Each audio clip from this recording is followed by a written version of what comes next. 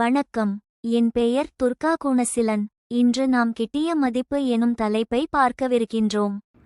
கிட்டிய மதிப்பு எனும் தலைப்பு ஆண்டு 1 முதல் ஆண்டு 6 வரை கற்பிக்கப்படுகின்றது. கிட்டிய மதிப்பு கிட்டிய 10 ஆரம்பித்து கிட்டிய 100,000 வரை நம் பாடப்புத்தகத்தில் இடம்பெற்றுள்ளது. கிட்டிய மதிப்பில் முக்கியமாக விளங்கும் எண் 5. இந்த 5 என்ற எண்ணை அடிப்படையாக வைத்துதான் கிட்டிய மதிப்பை நாம் செய்வோம். எண் 5 முன்னே இருக்கும் எண்கள் வந்தால் நாம் எதையும் செய்யக்கூடாது. அதுவே எண் 5 அல்லது அதற்கு மேற்பட்ட எண்கள் வந்தால் நாம் ஒன்றை கூட்ட வேண்டும்.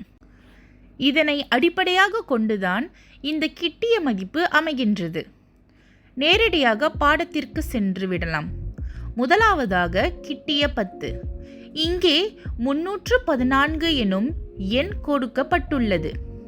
முதலாவதாக கொடுக்கப்பட்டுள்ள எண்ணை நாம் இடமதிப்பிற்கேற்றவாறு பிரிக்க வேண்டும்.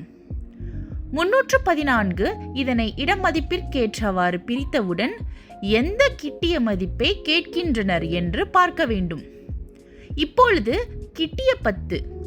ஆகவே கிட்டிய 10 இருக்கின்ற எண்ணை நாம் கோடிட்டு அந்த எண்ணின் வலப்பக்கத்தில் எண்ணை நாம் வட்டமிட வேண்டும்.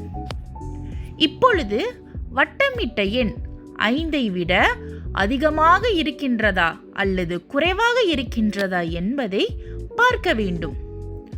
அப்படி குறைவாக இருந்தால் ஒன்றும் செய்யக்கூடாது என்று சொல்லியிருந்தேன், ஆமாவா?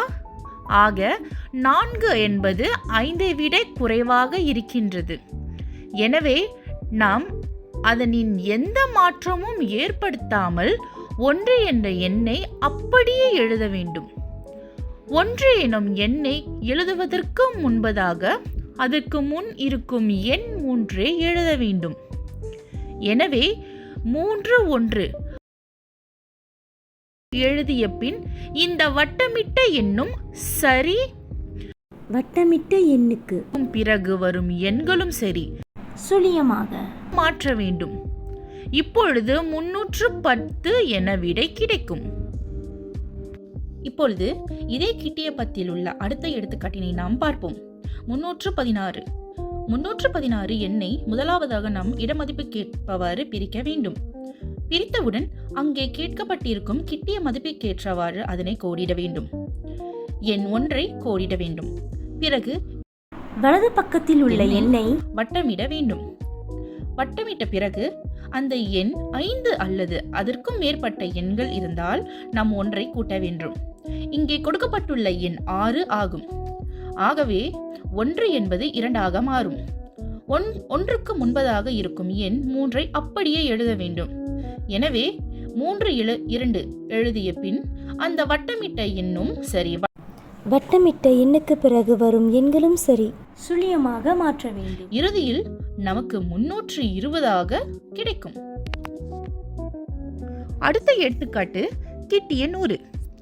4603 கொடுக்கப்பட்டுள்ளது. முதலாவதாக நாம் இடமதிப்பிற்கேற்ற பிரிக்க வேண்டும். கிட்டிய 100 இருக்கும் எண் 6ஐ கோடிட வேண்டும். கோடிட்ட பிறகு எண்ணின் வலப்பக்கத்தில் இருக்கும் எண்ணை மட்டும் வட்டமிட வேண்டும். இப்பொழுது அந்த எண் 5 அல்லது அதற்கும் மேற்பட்ட எண்களா அல்லது 5ஐ விட குறைவாக இருக்கின்றதா என்பதை நாம் பார்க்க வேண்டும். ஆக சுழியம் கண்டிப்பாக 5ற்கும் குறைவாக தான் இருக்கின்றது. ஆக சுழியம் என்று கிடைத்தவுடன் கோடிட்ட அதாவது எண் 6ஐ எதையும் செய்யாமல் அப்படியே எழுத வேண்டும். 6 எனும் எண்ணை எழுதுவதற்கு முன்பதாக அதற்கு முன் இருக்கும் எண் 4ஐ எழுத வேண்டும். ஆனால் வட்டமிட்ட எண்ணை சுழியமாக மாற்ற வேண்டும். வட்டமிட்ட எண்ணும் அடுத்து வரும் எண்களையும் நாம் சுழியமாக மாற்ற வேண்டும். ஆக மாணவர்களே, நமக்கு இப்பொழுது 4600 எனும் விடை கிடைக்கும். தொடர்ந்து இந்த வழிமுறையை அடிப்படையாக கொண்டு கிட்டிய 10,000ஐயும் கிட்டிய 100,000ஐயும் செய்தல் வேண்டும். இதுதான் கிட்டிய மதிப்பை செய்யும் வழிமுறைகள். ஆக மாணவர்களே, இப்பாடம் நன்கு புரிந்திருக்கும் என்று நம்புகின்றேன். நன்றி, வணக்கம். மீண்டும் சந்திப்போம்.